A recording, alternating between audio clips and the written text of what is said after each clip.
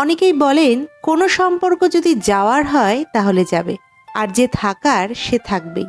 না, এটা বোধহয় সম্পূর্ণ ঠিক নয়। আপনি একটি গাছকে যত্ন করে বাড়িতে নিয়ে এলেন, সুন্দর টবে পুঁতলেন, গাছটা দুদিন খুব সুন্দর ফুলও দিল।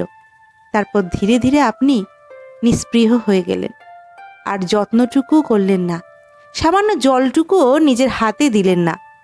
চোখের সামনে দেখলেন গাছের পাতাটা হলদে হচ্ছে, ঝরে পড়ছে, মাটি শুকিয়ে কাঠ, তবুও জল দিতে ইচ্ছা করল না।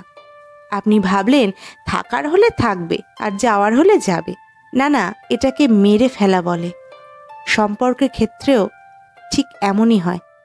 যাকে রাখতে চান তাকে সময়ে একটু যত্ন করুন।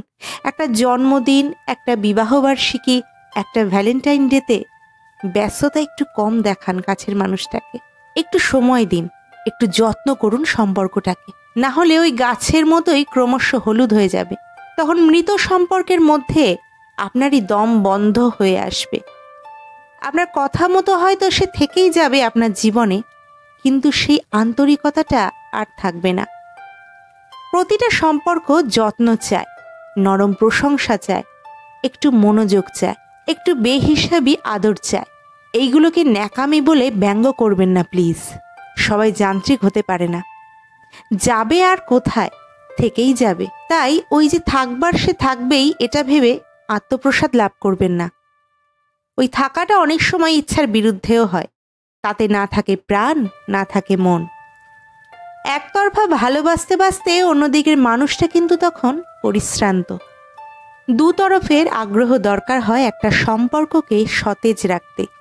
মনে রাখবেন, অপেক্ষারও ক্লান্তি আসে, একতরফাও ধৈর্যচ্যুতি হয়।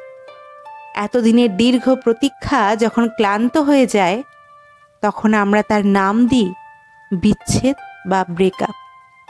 তখনই আমরা হালকা চালে বলি, যে চলে যাবার সে তো যাবেই।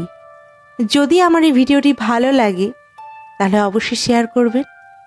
আর যারা ফেসবুক থেকে দেখছেন তারা অবশ্যই ফলো করবেন। আর যারা ইউটিউব থেকে দেখছেন তারা অবশ্যই সাবস্ক্রাইব করবেন।